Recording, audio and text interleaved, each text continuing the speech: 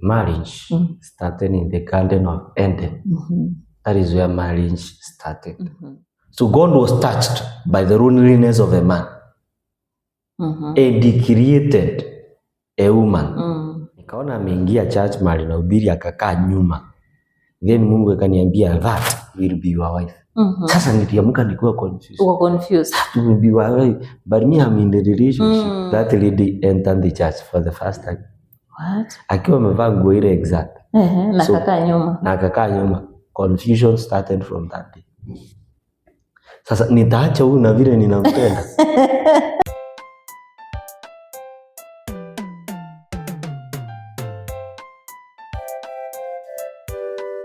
Hujambo mtazamaji popote ulipo, ni tumaini langu kwamba ubuheri wa afya. This is Marriage and Dating Diaries, mahali ambapo tunaongelea masuala ya ndoa. Na mnapoelewa kwamba ndoa lazima ianze na uchumba. Tunapotoka kwenye uchumba tunaingia kwenye ndoa. Na leo ninaye mchungaji, ni Apostle. He is married, he is a man of God. He's gonna touch about marriage and dating, ili mtazamaji aweze kufahamu ndoa inaanzia wapi na inaelekea wapi. Karibu sana mgeni wetu. Thank you so much. Nashukuru sana. Kindly introduce yourself. My name is Apostle Mlevi. And nafurahia. Wow. I'm married to one wife and not a male, a female. By the way, it's true to mention. It's good to specify nowadays things have changed. Yeah. Yes. Watu siku hizi wamechukua mwanaume mwenza amekuwa mume sasa na amekuwa mke. So Apostle, ndoa kwanza, you are a man of God. Yes. Ndoa ilianzia wapi? Okay, I can say marriage started in the Garden of Eden. That is where marriage started. And it started because of a very powerful thing.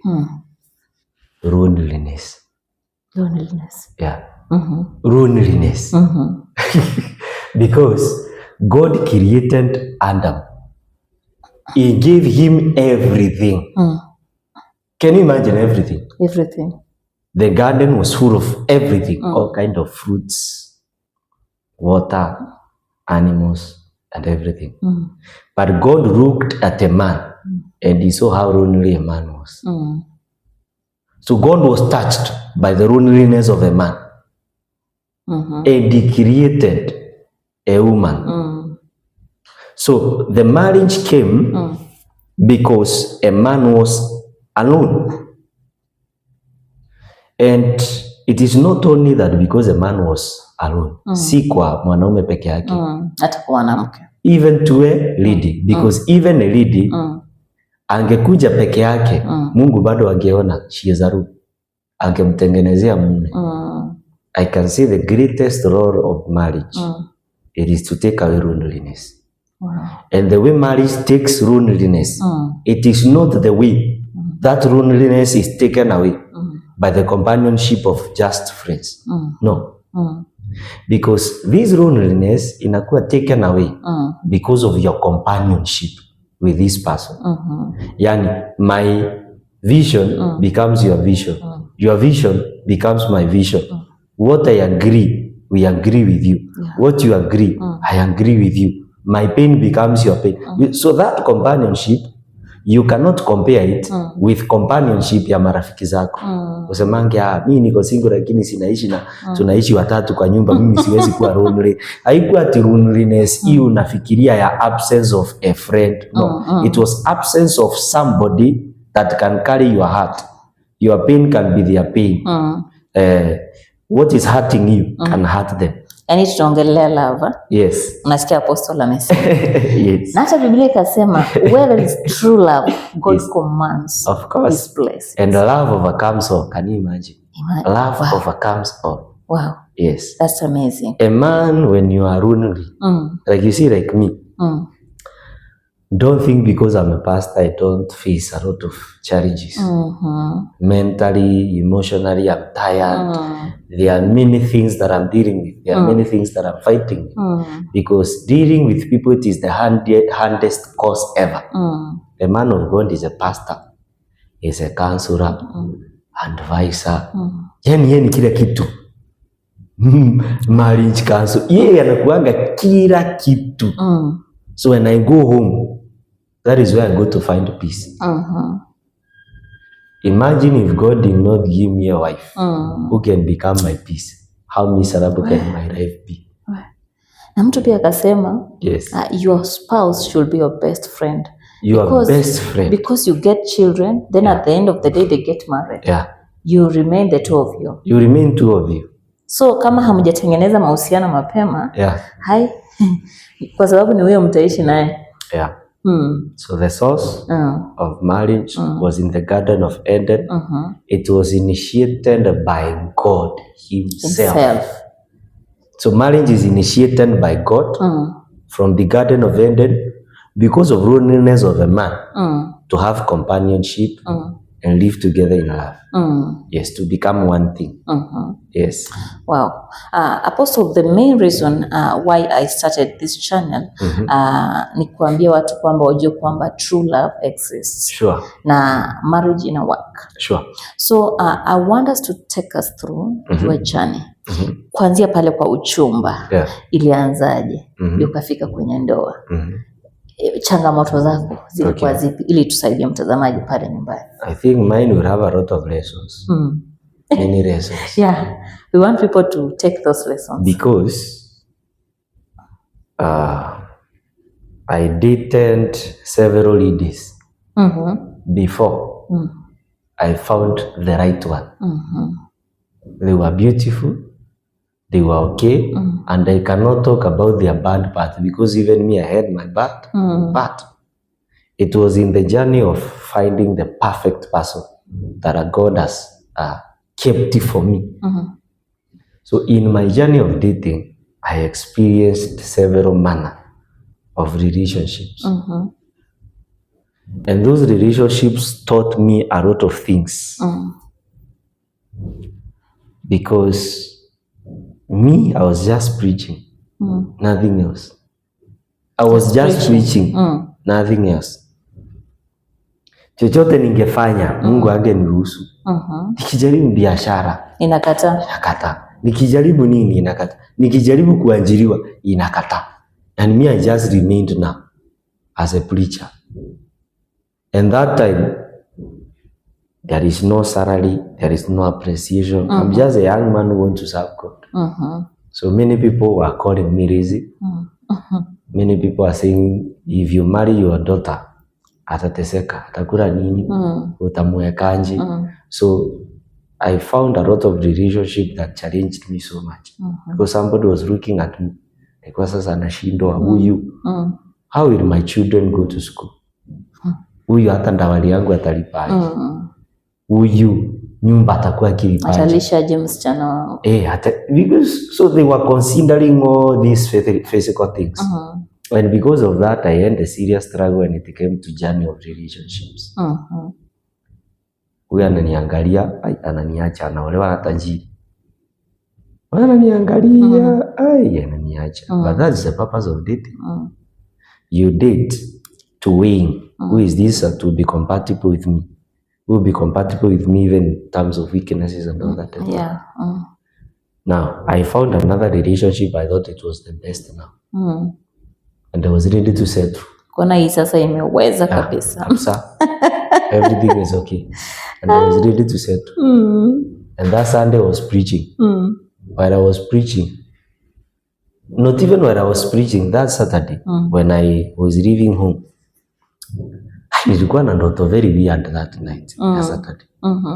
Niona msichana amevaa specific nguo fulani, iko na michoro fulani, anakaa specifically.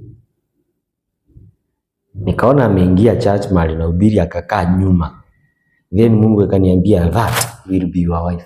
Sasa niliamka nikiwa confused. Uko confused. To be your wife, but me I'm in the relationship. And I feel you're wondering how. Yeah, like how now? That Sunday I went to church. They see exactly what God said. That lady entered the church for the first time. What? Akiwa amevaa nguo ile exact. Na kakaa nyuma. Na kakaa nyuma. Confusion started from that day. Sasa nitaacha huyu na vile ninampenda. Sasa hapo ndio nauliza Mungu maswali. What am I going now to do? Sitamwacha. You are in love. I'm in love. I'm in relationship. I fought so much. Na niliresist huyu Mungu alileta sana. Nilimresist sana. Sana. Because alikuja yeye mwenyewe akaniongelesha. We started to talk. Hivyo we started just to communicate. Normal communication. No love, no issues of talking about anything. In fact, hata tungeenda naye mahali tungeulizwa kama tuna date. Mimi nilikuwa kwanza kukataa. Sasa hapana, we are not dating, nothing at all. Hata alikuwa we just friends. We are just friends. We used to serve God together just like that. But I'm in a relationship. But God started to scatter this relationship that I valued so much yenye nafikiria ni yenyewe. Kuna signs alianza kunionyesha hivi. Kona mingi. Then mara moja tu ikajitoa. And God now started to join us now, two of us, na huyu mwingine.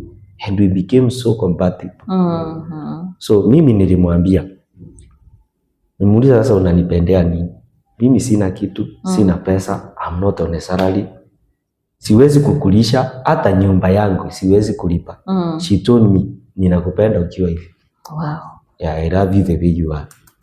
The way you are, it is the way I love you. By the way, kaniambia nitakuja kutembea kwako. Nikamwambia mimi hata ukitembea kwangu, unjue hata kiti ya kukalia sina.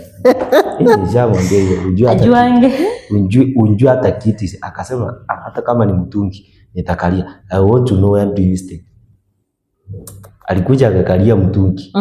We talk akaenda. Alipoenda nilisikia nimeaibika sana asema. Badala ni yeye alikuwa ananipigia, ananiambia unaendelea, yani to height was not bothering her. Ningeenda mahali kubira niulize uko na fare ya kurudi. Sema acha nikulipie fare ya kurudi. I was like, hey, you mean kuna mtu angenipenda vile niko? Very few women can do that. Huyo ni alitumwa na Mungu. Na akiwa na shinda, hata wewe awe na shinda kubwa aje, hawezi niambia. Hawezi. Hata mafuta yake ikiwa imeisha, hawezi sema fadhali ya kufa na hiyo shinda. Fadhali ya kufa na hiyo shinda. Hataki kukusumbua. Hata kama kuna mahali tunaenda na ana fia, afadhali ya mke asubuhi mapema aendange Mgutu Panadani. Hawezi niambia. She was hiding her weakness and her needs was not the first priority to her relationship. Wow. But you see the way I've told you, it is God who connected us. It is God. The rest ni ile tu naona munaelewana, munaongea vizuri, you are compatible, but it is not God who ordained it. Now I remember wakati nilikuwa nataka kwenda kwao. Kuona sasa kwao for the first time, mimi kwanza peke yangu. Alienda kwa mzazi kwanza akaongea naye. Akamwambia huyu mwenye ananioa, munjue yeye hana pesa. Anje ajiriwa for now. Lakini akamwambia lakini ni mtu akona vision kubwa sana. Me my wife knew if there is something I have, it is vision. Na mimi vision yangu doubt. I was so bored when it comes to my vision because I had God. I know what God said to me. And I was following what God told me to follow with all my heart. Regardless of challenges and all that, me I was serving God fully with all my heart. Alienda akawaambia, sasa mjue anaweza kosa hata kuwaletea kitu chochote. Aliwaambia hivyo, aliwaprepare mapema. Wazazi wakasema haina shinda, mwambie kuja. Ni kijana wetu. Do you know siku ya kwenda kwao sikuwa na fare ni alinipea na ni ya kwenda kwao. Wow. Siku ya introduction. Ni alinipea fare. Niende kwao. Na akanilipia kurudi. Just imagine. That's love. Siku ya wazazi sasa kwenda officially. Nikamuelezea tena vile kuko. Sisi kitu ile tungeleta tu ni mandizi ya kwetu. Duma. Lakini mambo ya Mbasha tungeavoda hata shilingi. Wazazi hata wananiambia si utuweke gari mafuta ya kwenda na kurudi. Then it was a big problem. Tulienda tukainvitiwa tukapokelewa. Wazazi wakasema pigeni magoti. hata msikunje mara ingine. Ile sasa ati mnaletanga sasa dawari, alisema hapana, acha tubariki hawa watoto waende wabarikiwe. Wow. Yeah, na wakasema harusi kama ni kubwa kwenyu, tengenezeni tu ka function kadogo. Kadogo tu mubarikiwe na mhubiri waunganishe nyinyi muende. Nyinyi tumewabariki. That is the greatest respect that I give to them. Leo hii naweza kuambia if there is somebody they are proud of, it is me that I was useless. Wananiangalia wanasema hii kuna Mungu. We started life in a very simple way. Nyumba tunashindwa kulipa. So mlienda mkaunganishwa church, ama kufanya that? Tulifanya kitu kadogo sana. Bora mkaombewa. Then you bought the rings sisi na kuna Bishop rafiki yetu sana anaitwa Bishop Grace. Bishop Grace alitoka Amerika.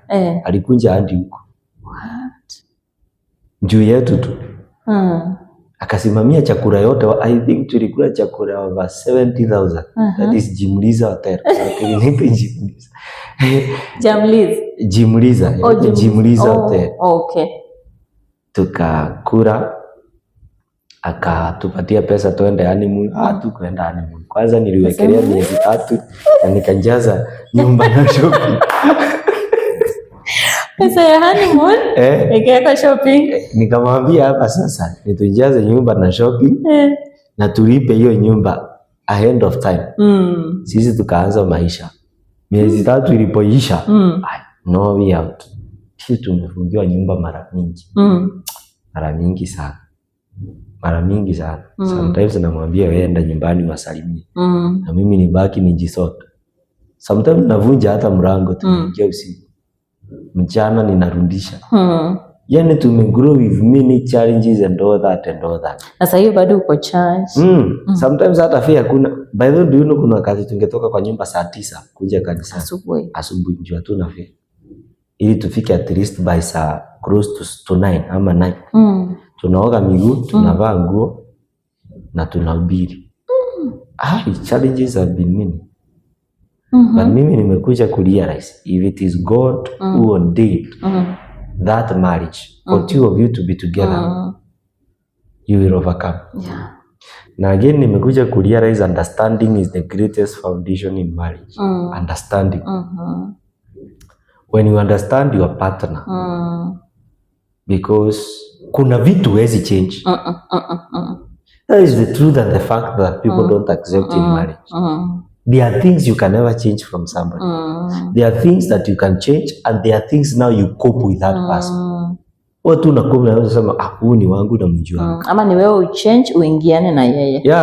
Kuna vitu kuchange inakuwa ngumu. Sasa it takes you having patience and understanding ya huyo mtu. Unaelewa huyu hivi ndivyo anakuanga, hivi ndivyo anakasirikanga sometimes. Let me be compatible and be patient with him. There are things that you can never change. So what has become the greatest foundation? It is our understanding. And patience. Sometimes there are many misunderstanding, there are many quarreling, but because of the understanding, there is a way we solve everything.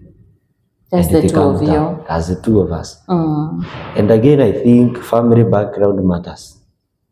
Me, I'm a family man because the first marriage I admired, it is the marriage of my father and mother. Tangu nizaliwe, I don't know what happens. Mimi tangu nizaliwe, I'm giving out the testimony of me what I've seen. Even if I call my sister right now, she can tell you. Mimi sijawahi ona mama yangu akikerelesha baba yangu. Wakirushiana mkono ama wakikereleshana, sijawahi ona na macho yangu. Until sasa mimi ni mtu mzima. Sijui walikuwa nakereleshania wapi because every marriage has struggles and all. You see that's wisdom. Sijui walikuwa wanakosania wapi. Wakikuja kwetu everything is okay. I don't know which strategy they were using. Me I've never. Hata kitu yenye nimekasirisha baba yangu singeona ati baba yangu anainukia mama yangu. Sijui alikuwa anamuinukia wapi. You I think ni hapo. But I believe they had a very high strategy of their marriage. Until today, they are together all those years. Sijasikia wakikerereshana, wakisomeana, ati huyu anafukuza huyu anapiga. I have never. Wow. Baba yangu sometimes angeuza vitu za shamba zote juu ya kazi ya Mungu. Napata pesa, harvest yote imeenda kwa kazi ya Mungu kusetu. Tunabaki hatuna chakula. Naona tu mama yangu tu anavumilia. Hamukerereshi, hamuiti majina. So I became a family man from observing how my family is. So I think also the way you behave in marriage, it is a seed that you are growing in your children's lives. Wow. So your main struggle ilikuwa mambo ya finances. Finances was a big struggle. It was a big issue. Because I had to accept now as a man, I cannot be able to provide. And somebody has loved me knowing that I cannot provide. So how are we going to overcome this? We don't know. Wow. Na pia Apostle, kuna couples nyingi unapata, unajua different couples they go through different struggles. Unapata wengine they struggle kupata watoto, wengine ni your finances, wengine now maybe if we can talk about children on your side, how was it? Finance ilikuwa X, hiyo ndio ilisumbua. Watoto ilikuwaje? You see now, as a man, you think ahead. Because a wife thinks for now. Bibi akili yake ni now. Mwambie baby, hapa ninahitaji vikombe zinakaa good. Anaongelea saa hiyo. Saa hiyo. Yeye ni aifanye saa hiyo. Immediately wewe unasema hivi, mimi nisha travel like 3 years to come. Naona hiyo deal ni ikiweza ingiana. Kitu ya kwanza ninunue mattress. Juu mattress ni priority kuliko hizi vikombe. Hiyo mattress itahitaji vitu za kujifunika. Then nitahitaji kuwa na stability ama mbinu ya kulipanga. So kichwa yake ina calculate vitu kama 10 ahead of what you have said. So me first, I looked at the way my situation is. I went ahead of my wife. So even if my wife ana desire kuwa na mtoto, me am ahead. So it is the highest time ni share na yeye what is in my mind to show him that this can come ahead of us, because if it comes now, you will crush me. You will be happy, but you will crush me. Wow, I get you. You will be so happy. Wow, a child has, but you know, you are cutting labor pain. Baby, uko happy? Kwani ninaenda labor ward na mguu? Pesa. Ninapelekwa na pikipiki. Amezaa mtoto sasa anakupigia tena. Ninatolewa huku na nini? Amesema hawezi nirelease. So what was to bring joy? It has turned. True. Imeanza kukurarua. So a man is always ahead. So and when I'm ahead, si ati atakuwa compatible na mimi. It will take time for me to understand me where I am. It will take time. So there must be quarreling. Hapana, unajua miaka inaenda, unajua ni, but there is something that you are bringing out to her. Little by little anaanza kuona kweli, this one is making sense. It reaches a point when she sees, for sure we are prepared for a child now. Yeah, we are prepared for a child. Now a child can come. Now we are prepared. Na hata yeye utasikia akisema na ni kweli. Tungepata mtoto ile wakati tungejua tujui. Wow. So a man thinks ahead. And that is where the quarreling comes in. Because before you understand where man is, it will take time. More unaitaka now. So that's where now the fact of understanding comes in. Yeah. I ask that question so that kusaidia mtu pale nyumbani, kwa maana labda kuna mtu ameingia kwa ndoa jana, amekaa miaka miwili, anapewa pressure na familia, we need a child. You know, hizo vitu zinavunja ndoa. You need a child. Na maybe ni kujipanga, wanajipanga. They are not stable. Vile umesema. Ili mtu tu akaweze kusaidika pale nyumbani. Hiyo point umesema ni muhimu and it is heavy. Don't marry because of your people. And don't allow anybody to determine how your marriage will be. Sure. Even your parent. I'm saying this with due respect, including your parent. Marriage is between two people. Sure. And those people have become one. They are the ones who know what they should do. They are the ones who know their next step. They are the ones who know the ability. Ni wao wanajimisha, wanasikia saa hii tuko wapi. Usikuwa tena pressure ya mzazi sasa. Unajua tunazeeka, tuletee mtoto. Are you sure ni wao unaletea mtoto? Na kusema kweli zi wao. Ni wewe unajiletea. And especially you as a man. A man must fight for their family. And sometimes it takes having a stand in your wondoki because your wife will appreciate it. Sometimes you have to offend your wife for now because you know this offense, one day she will appreciate it. Sure. Sometimes my wife kiniangalia nasemanga, "Wai, hii kitu tungefanya hiyo time ingetuvunja vunja." Lakini unaona anafurahia, but there is a time I offended him because of what I refused. I stood still and said, "No, this one we cannot do it." Mzazi asiwahi kuambia tufanya hiki, fanya hiki kwa ndoa, fanyeni hiki, fanyeni kwa ndoa, fanya hiki. Na especially kuna wanaume ambao ni watoto wa mama sana, mama's boys. Hiyo mama's boy inakufanya usitake full responsibility as a man. Unakaa tu ukiwa na mtoto, na hakuna kitu mbaya kama wewe kama mwanaume kuwa na mtoto na bibi yako anakuona as the husband. That marriage to work, it becomes so hard. Ati ili mfanye project fulani, lazima mwanaume consult bibi. Ili wewe akupatie pesa fulani uweke cosmetic, lazima consult bibi.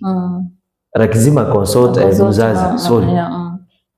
Put your parent aside when it comes to you running your own home. Put them aside. Let it be you and your wife. It is you and your wife. There is nothing you're consulting from your parent when it comes to your own family matters. Mahali unamconsult ni mahali ambapo hamuelewani, na imefika mahali imekuwa it is worse. And you need help when it comes to solving such matters. And again, you apply wisdom. Before ifikie mzazi, measure the weight. Test always. Yeah. Kama ni kweli hakuna solution yote unaweza pata, sasa umefika mwisho kabisa. Let it go to your parents. Even your parents will be able to see your maturity.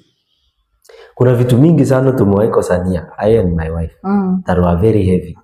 But the truth is, hata wazazi wake hawakuwajua. Hawajua. Because the first thing was, before it reached to a point where we will disturb our parent and share to our parent what we are going through and our indifferences, we have to find all means of reconciliation until we find it. Before ifikie mzazi. Because hii ndio inakuanga kuna kitu ime rise up. Kitu mbaya kabisa. Immediately mtu ameshia kwa mzazi. Yeah. Then later nyinyi mmereconcile. Mzazi anabakingi kuona huyo mwanaume ni mbaya vile aliambiwa, kitu ile alifanya. Mzazi hata msamehe. Hata wewe inakaanga kwa roho. But you will forgive your husband. You forgive. Mlianza kuishi vizuri, but your mother, your father anakumbuka tu. Ulisema ulimshika na mwanaume mwingine kwa nyumba yao. It is in the hand. Na bado mko na yeye. Na bado uko na yeye. Usi siku moja atakuja kukua. Usi hata sasa ameficha wengi, ni wangapi ameficha wenye mjui. So you apply wisdom before ifike mahali ambapo umeipeleka kwa mzazi. Let it be you have tried many means. Umejaribu kusolve by many means. You have talked to your pastor, you have talked to your close friends that you think they can advise you before ifike kwa mzazi. Ikifika kwa mzazi, jua hapo tu ni ile imefika mwisho kabisa. And in marriage, don't be under pressure.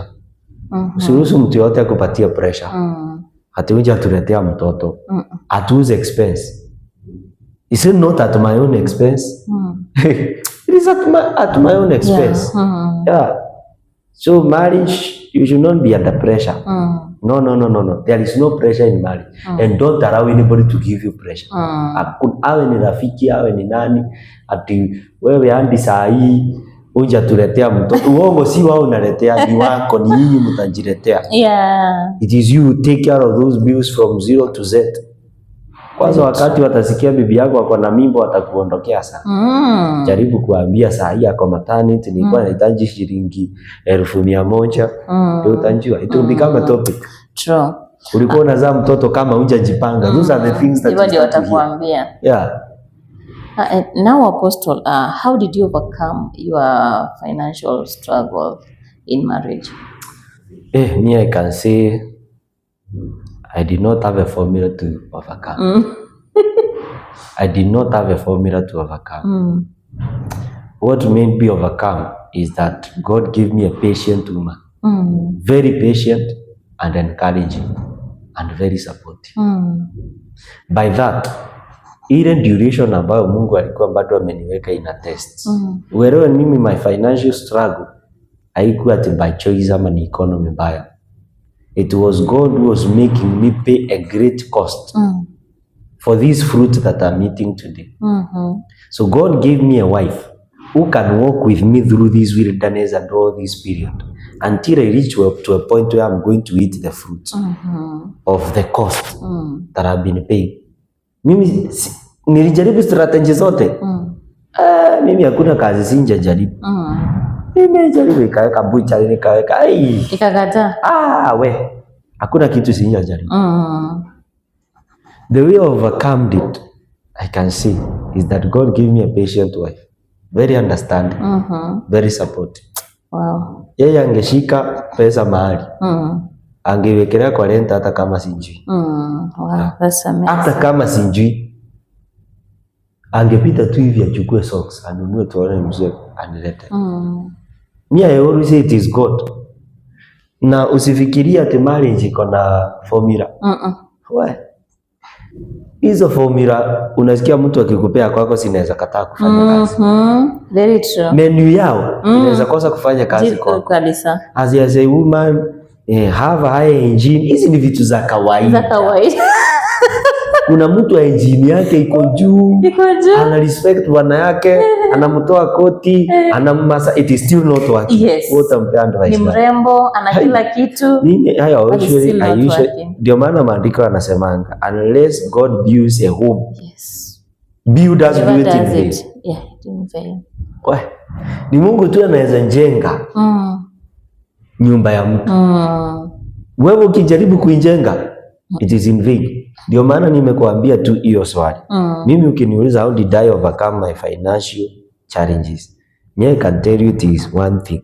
God gave me a patient woman, understanding woman, and a woman who did not come to me because of money and what I can give her. Yeah. Because of that, I was able to overcome. Niliweza kupitia ile season ya Mungu kunitest, kunipitishia majaribu, nilipe gharama ya yule mtu niko sahi. So wakati tu gharama iliisha tu, God started to give me reward. That is the time now I started to have financial breakthrough. Wow. Na mimi sasa unaona I'll tell you the truth. The first day I received financial breakthrough. Nakumbuka nilikuwa nimelala. Sasa hata sijui how are we going to survive. Tutakula aje sasa? How are we going to survive? Niliamka tu asubuhi kufikiria. Kwanza niliangalia simu yangu nikaona iko na 200,000 for the first time. Serious? Sikuwa nimewahi shika 200,000. Kitu ya kwanza kufanya, niliamsha bibi yangu. Nikamwambia amka. Ni nini na nini hauna? What was in my mind? Na mtu tu alinibariki tu from nowhere. Wow. Yani breakthrough, and from that time money started to flow. Hata kazi sasa zile ninafanyanga zilianza tu yani Mungu tu azirelease. Because I've gone through a lot together with my wife, still with me, Anyati encouraging me. So a season of reward came. When a season of reward came, hii 200 singeficha. Ati niseme sasa the first person was her. Kaniambia hiki na hiki tuende town. Tukafanya shopping yake, gunia mzima ya manguo, viatu, nini. Tukahama kanyumba kazuri kidogo. Tukaweka miezi kadhaa mbele kwa sababu ya uoga.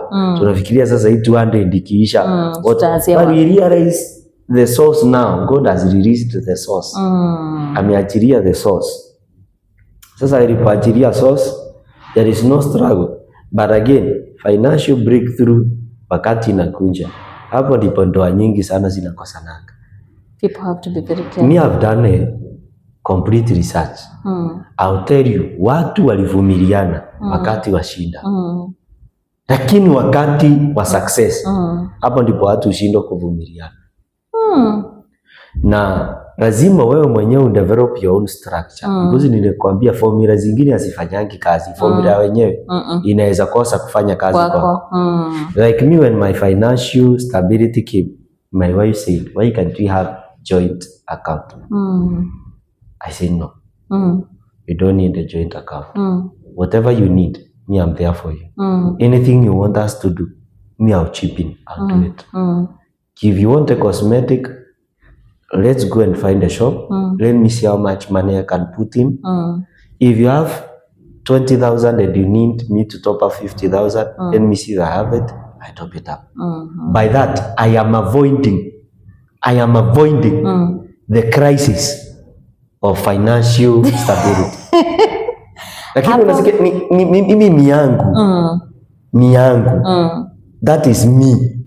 Yeah. Unaweza imani. So it might not work to them. But that is me. Nimekuja na structure zangu zenyewe. When I look at this thing, ninaona kama kuna mahali tutawahi kosania, ni kitu ya joint account. Unajua kuna pale kwa finances, Apostle, I think tutaspare some time. Tuongelelea about finances in marriages. Because unapata wengine wanakuambia pesa yote mnafaa kuweka pamoja. You know some things they don't add up. Unaona mimi sifanyi hivyo juu ya insecurity. Me, I'm securing the crisis that comes through finance. As long as your partner, I think as long as your partner anajua kwamba una pesa fulani na inafanya kazi fulani, to me I think that one is just okay. And just be open to your partner, like you got 200,000. Me, my wife does not know how much money I earn. Because mimi hata pesa yangu hainanga formula. Haina formula because you are a... Huwezi sema ati sahi niko na 10,000, huwezi jua. So, you can't tell. Yeye kile anafanyanga ni ananiambia okay, baby ujue sahi ukipata pesa jua ningependa tufanye hiki na hiki na hiki. So mimi huwa in my mind nina gauge between hizi zote, naona ni priority, nifanye hii, nifanye hii, nimwambie tungoje. So hakuna financial crisis. Because assume kama ni joint account sasa tumeweka. Kwanza mimi kama pastor, mimi nitaambiwa mixer imechomeka. Unahitaji kutoa. Na sina pesa yangu cash imehitajika. Itabidi uende na kesho ni Jumapili. Lakini kwa bibi, between mixer na maisha yetu ni nini priority? Sasa umetoa pesa, so, ndio itavunjika. So, me am a hand. I am a hand. You have a point. Ninaangalia mahali ndoa inaweza vunjikia, I put X, I use wisdom. I put X, so my wife knows me, I'm not insecure with my money. I'm not insecure at all. Ukiwa na pesa najua uko na pesa. Me, I'm not insecure when it comes to money. But I've come up with strategies zenye ninajua. Any financial crisis, mimi hazitakuja kwangu. Na kuna wale wamefanya hivyo na imewaka. Of course imewaka. Kuna wale wanapata wanasema wakipata pesa hivi na hivi tunaweka pamoja.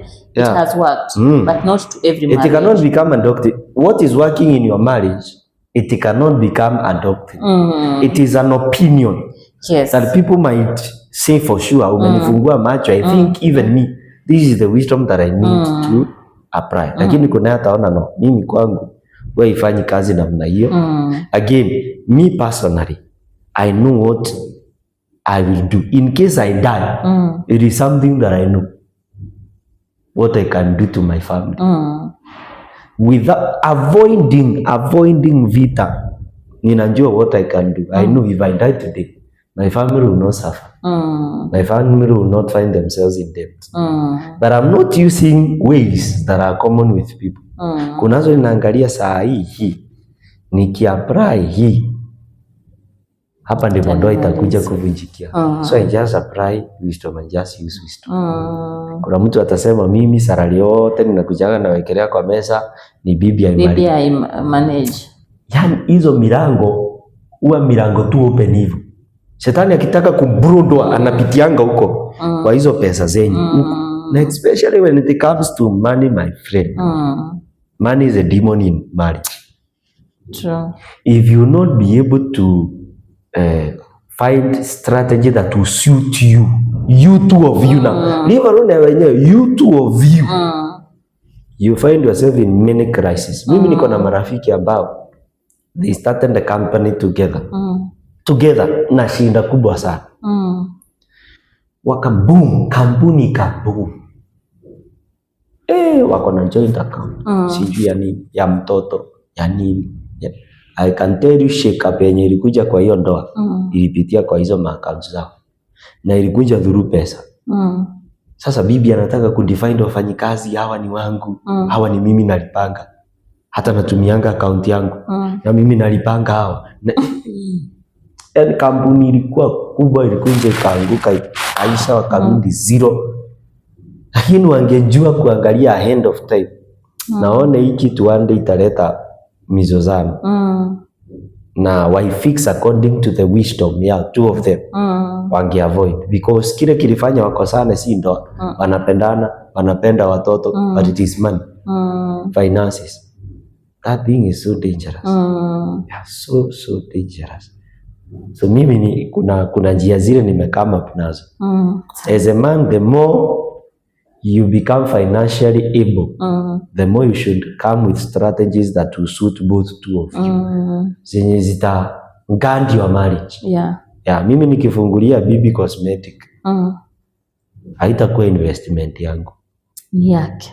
Ni yake. That's very important message. Mimi nita make sure nimekuguide. Hii ukiuza hii, uo na weka pesa hapa. Hivi ndivyo mtu ulistock. So mimi my heart will be to make sure it prosper and I leave it. Because I'm not insecure. Yes. Me, if I don't have money na kuna kitu nimejipata kwa chenye, I know she will help me. So I'm not insecure. Sinja mkenji. Ati sasa leo kumewekwa pesa ngapi hapo ndani? Leta hiyo mtasumbuana. Hakuna haja tu. Hiyo mtasumbuana. Mimi mwache tu nifanye biashara zangu, kuhubiri, wewe nitakuempower ufanye yako, I will empower you. I will give you any support that you need. But do it with your peace of mind. Yeah. And I know Apostle will do more of this about marriage. Unajua kuna vitu mingi sana. Na utakuwa counselor wa hii, utakuwa una counsel kwa hii session yetu. Kuna zile couples unapata mwanaume ako na pesa, ako na good money, but sasa hataki pesa ipite kwa mkono wa bibi. Hiyo hataki kabisa. Akiguza hiyo ndoa inaisha. Hizi such cases, the man is stable. Hata upate bibi hata amesoma lakini hataki afanye kazi. Sasa umekuja mahali pazuri. Na kile nitasema akitafurahisha watu, lakini ni ukweli. As long as ni ukweli. It's a bitter truth that people are never told in marriage. Me, I say it boldly. Every woman was born with a vision. Every woman, before patana na bwanako, you had your vision. You had your ambition.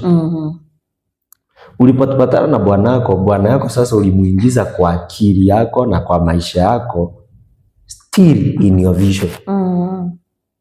Any man mwenye akikuoa na umeingia kwa ndoa, your vision comes to an end now. That's not a marriage that is destined by God. It's not a complete marriage. In fact, you're not in marriage. Sometimes you might think you're in marriage, but to God is even shocked. Which marriage are you in? To you it is marriage. But even God is shocked. Which marriage are you in? Someone else's marriage or your own marriage? Ati bibi yangu yeye alikuwa anataka awe mwanabiashara ama awe ruya.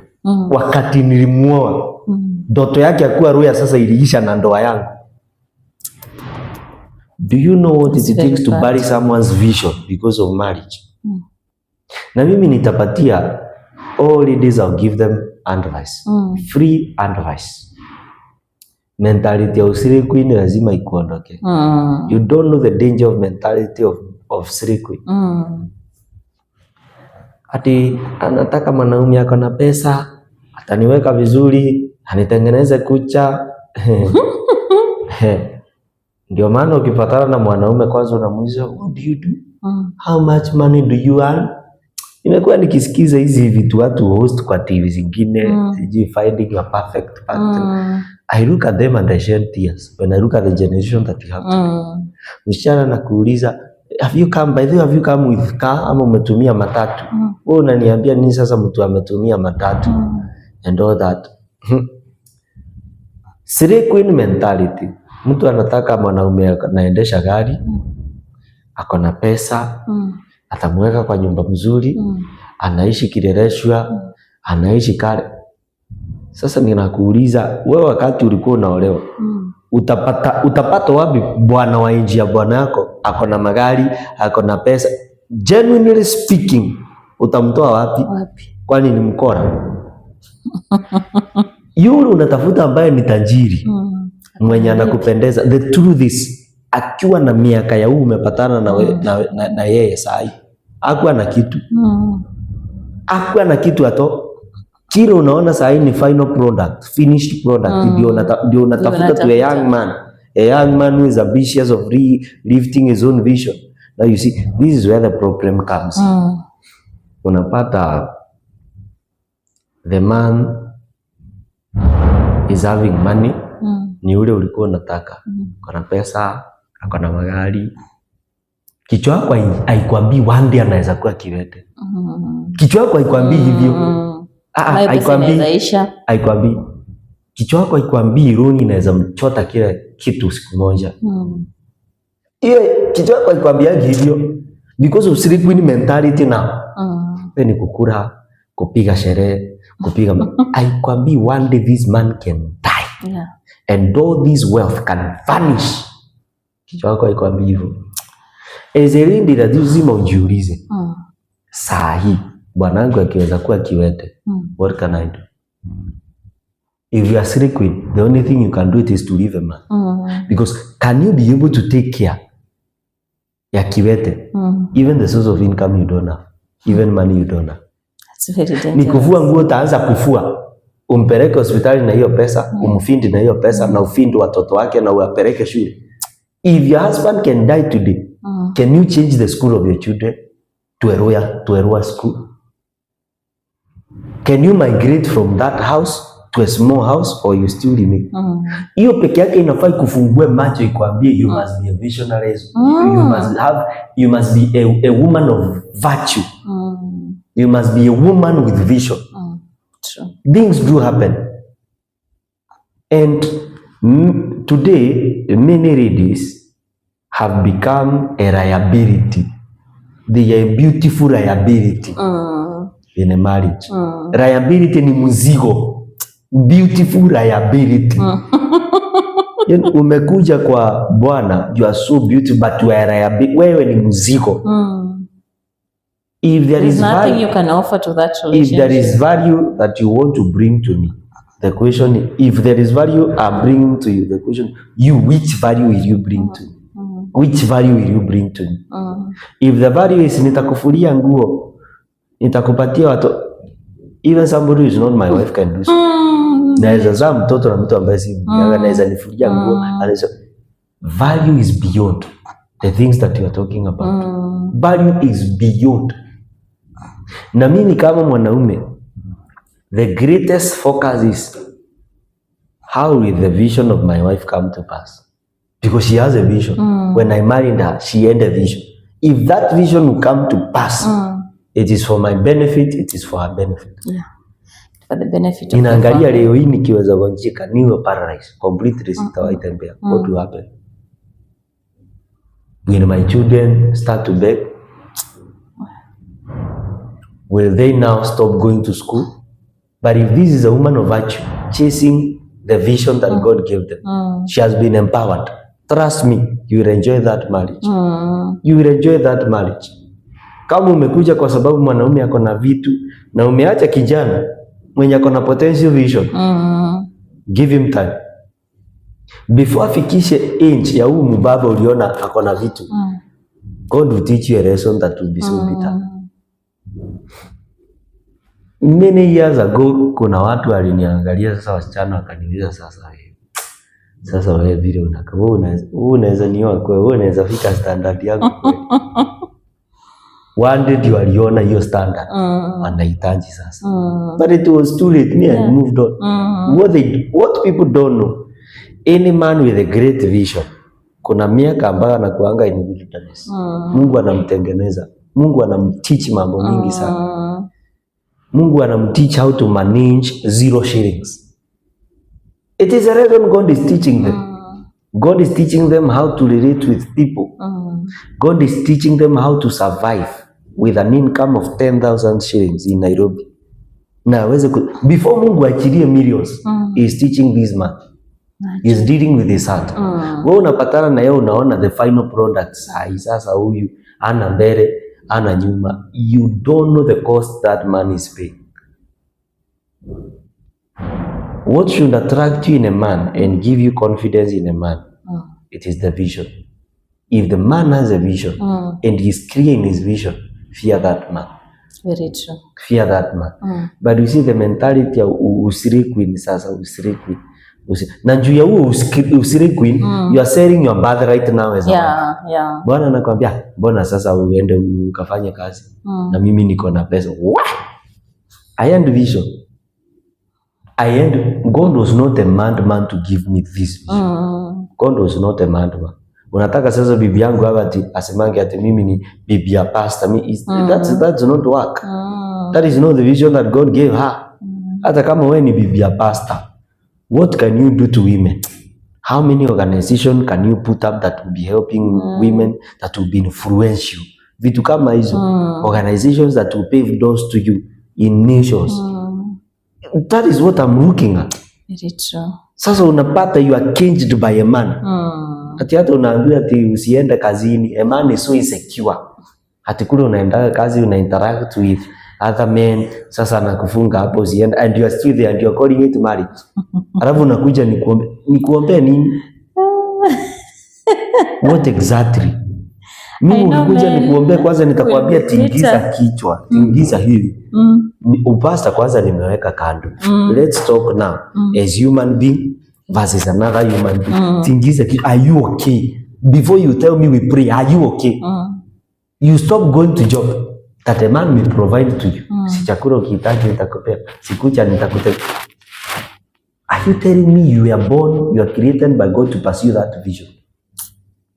Is that the vision that God gave you? Ati na mwanaume sasa ako insecure, yeye anaona ukienda kazi. Such insecurity and you are calling it marriage. Hapo ni hatari. Na unashikilia tu ati mimi ndoa yangu siwezi acha. Ndoa gani? Hata huko kwa ndoa ni wewe unaita ndoa. That is bitter truth. Ni wewe unaniita ndoa lakini si ndoa. Wengine unaanza hata kupandika. Jamaa amekuwa ruthless. Anakutandika, anakupiga. Unakuja sasa the pastor, nataka uombee bwanangu ananitandika. Maombi ni simple. Kwanza muondoke. Wewe na watoto wako muwe secure. Mtu anakuonga karibu akue. Unakuja tuombe a change. Ndio ata change. Maombi unaweza kubadilisha. Tafadhali tafuta mbele sita kwanza. Ondokea huyu simba. Sasa tuombange.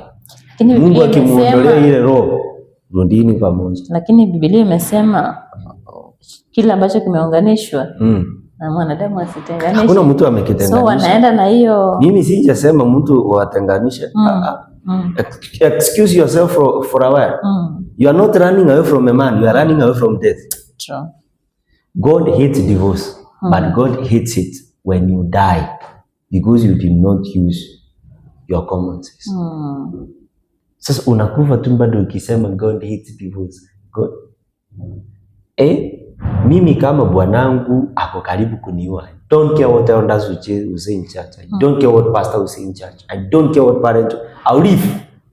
I cannot lose my life in the name marriage. Where there is violence to death, excuse yourself first. Excuse yourself first. Lakini unasema sasa nitaenda wapi na niko na watoto? Alright. You kill you, ataoa mwanamke mwingine na ale watoto wako. And life will move on. Sometimes it takes common sense uone hii si kuachana tunaachana, it is not divorce, but I have to give myself break. Until I give myself break, this man will not see this issue. Atarekebisha. It's called toxic marriage. Na wale wanawake wanaenda kwa witch doctors. Labda their husbands are rich. Now they decide to go to witch doctors ili wapate pesa za waume zao. Because you are forcing What marriage. Can you are not in marriage. That's why, because it is not working, you are forcing it to work out with the enforcement of other powers. So number one, you are not in marriage. True. To you, you are married, but in this sense, you are not in marriage. You are not in marriage. Ati andi unaenda kwa mchawi ili bwanako apagawe, sasa akili yake ifikiriange ni wewe. Unahitaji kunipeleka kwa mchawi kama nakupenda ili akili ikuange ni wewe?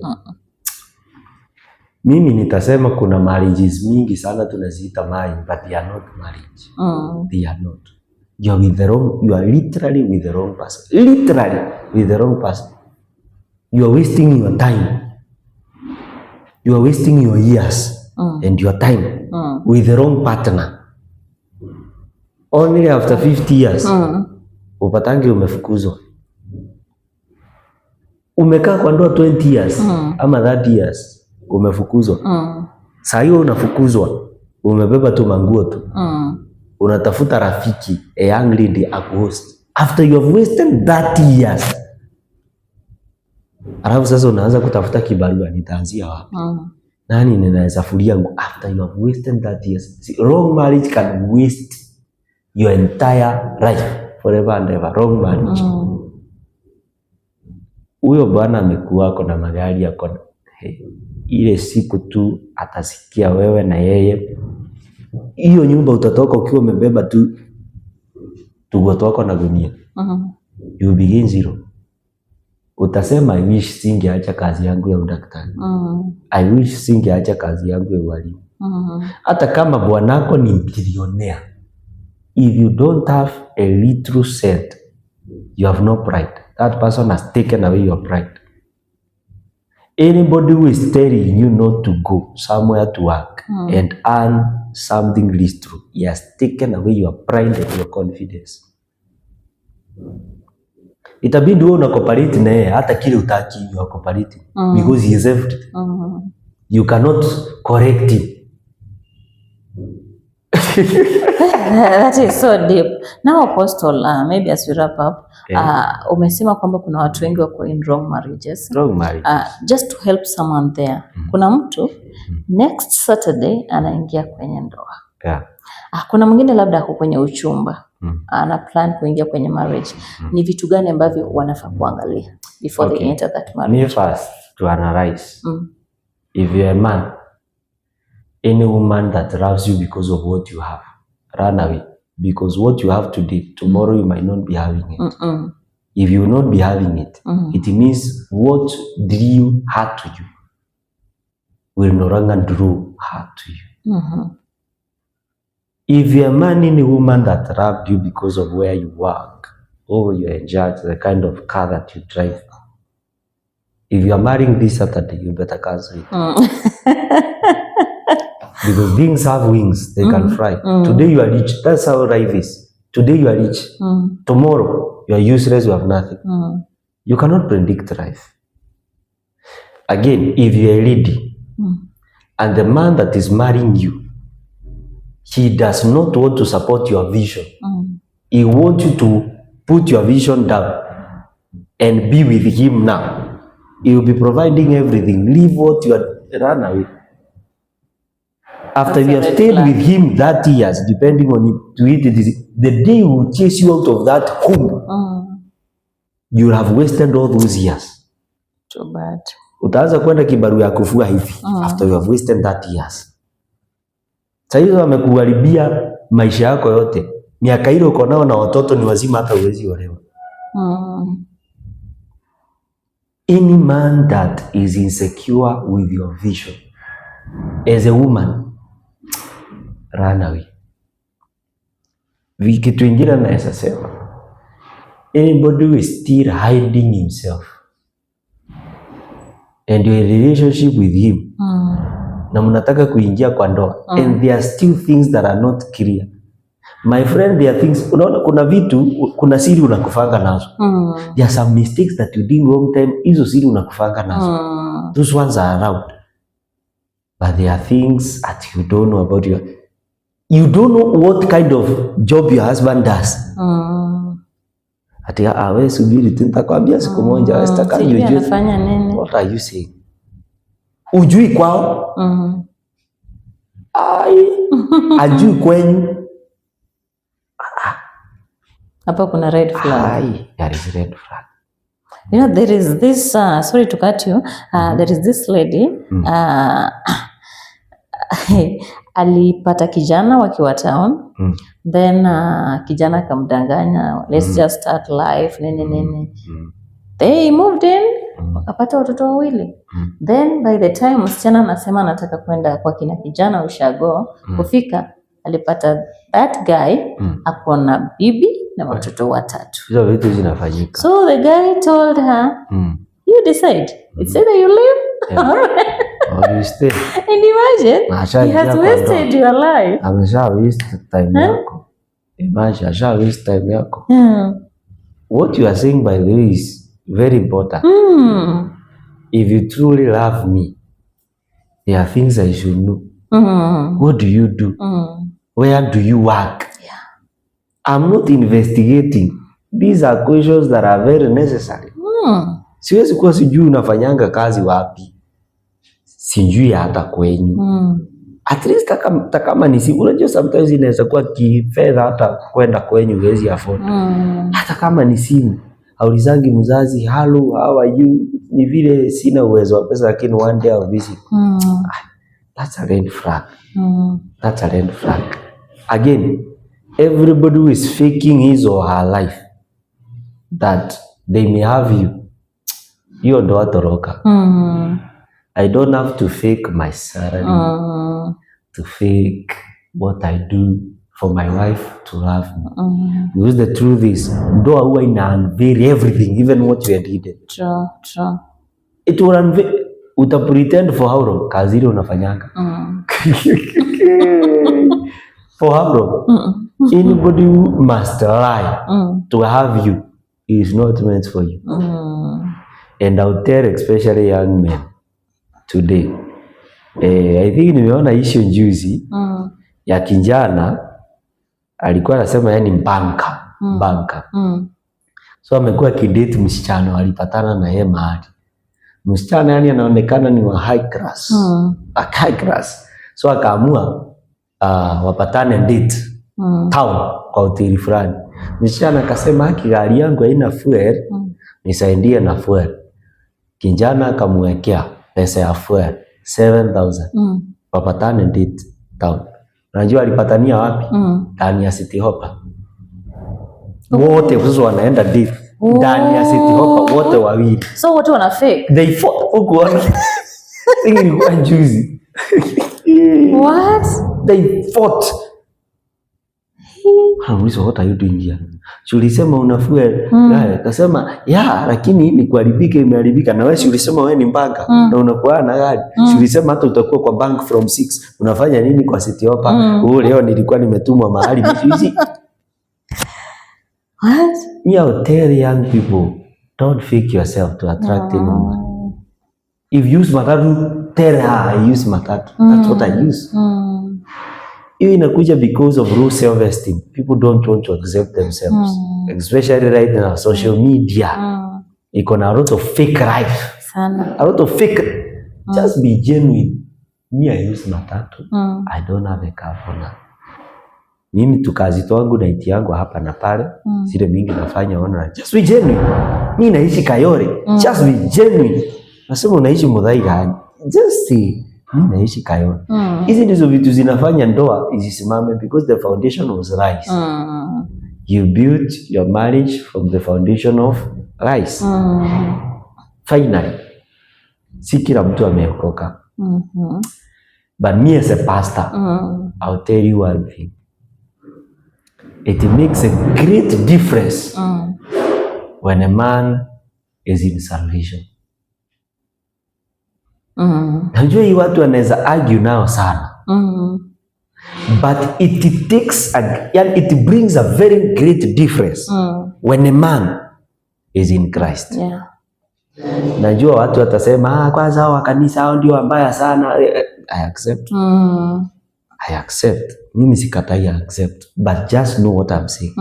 It makes a very great difference when a man has received Christ. Acha nikwambie, mimi wakati niliokoka kuna vitu mingi sana Mungu aliondoa ndani yangu. Akaondoa hasira, akaondoa vitu mingi sana, spirit of revenge, because the Holy Spirit is in me. I have now salvation. There are weight that God has relieved. If today I can do worse to my wife, I've not yet done worse. The worst I could have done to her if I was not in Christ. Ndio mungenjua now. That worse was not worse. A man who is in Christ, there is a lot of weight that has been shed off. Kitu ile mnakosania tu hivi, mnaachana for a while, mnarudiana. Ungepata ni kitu imefanya kuduge visu. Pata ni vitu zingefanya kuwekea ndawa kuwe. Very true. Same case, either wife or a woman. God factor is so important. Anaweza kuwa ndio kuna weakness mingi hata kama ameokoka, but just know when you receive Jesus Christ, God restrains you from many things. Some revenge, some actions that you just take out of hunger. Some driven hunger from Satan. Mungu anaziruhusu. Ndio maana sasa hivi unaona nyinyi mlijuana na jamaa tu kwa tupati nini kapombe hivi amekupata na kijana mwingine. Amekuita kwake party, amekukatakata into pieces, amekuweka kwa gunia. I'm telling you, God factor matters a lot in marriage. Yeah, it does. The matters a lot in marriage.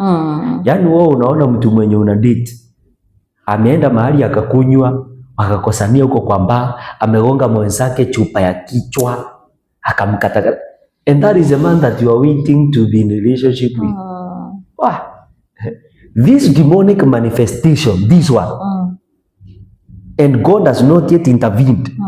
You think you control it through love?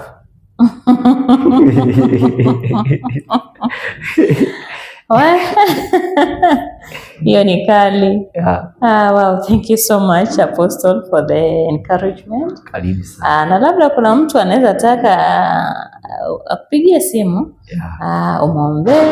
Yeah. Ndoa zina mambo mengi, just give them your number. Yeah, what I say when it comes to marriages, I separate pastorship and marriage. Because sometimes tunawekanga pastor mwingi and you don't give people the reality. Personally nitakwambia, if you need help from me, just be ready that I may tell you the truth. We will be genuine. I'll be genuine with you, you'll be genuine with me. Because kuna mwimbaji alikufa, very famous worshipper. Alikuwa Nigeria. Wimbo yake ilikuwa very famous. Alisema alikaa kwa toxic marriage miaka mingi sana. Banake anaenda kanisani, anaenda kanisani. Bwana anampiga. Bibi amekuwa akikuja kwa pastor, anamwambia mimi leo nimepigwa hadi nikabreed vidonda kila. Pastor anasema usiambie watu hivyo, vumilia dada yangu. Mungu hapendi divorce. Hiyo ni maisha ya mtu very potential ilienda chini. What if this pastor could have become genuine? Avae kiatu yake au mtu upastorship kwanza uweke kando, you look at it as it is. So in case you like to talk to me, because marriage has a lot of things, relationship has a lot of things. The number is +2547 05 179 886. Ama unione tuko ofisi Tuesday, Friday ama Sunday around Eastern Bypass. That is between Ruai Bypass and Ruiru Bypass. Tuko opposite Afro Sayari Resort. Opposite. Wako ka junction Katuwe Tamak Road. Utaona kanisa inaitwa The Voice of God International Ministries Eastras. Thank you so much. Wow, God bless you, man of God. Thank you for the amazing message. Thank you. To our audience, thank you so much for tuning in. This is Marriage and Dating Diaries. Here we talk love, marriage, lazima iwak. Thank you so much. See you next.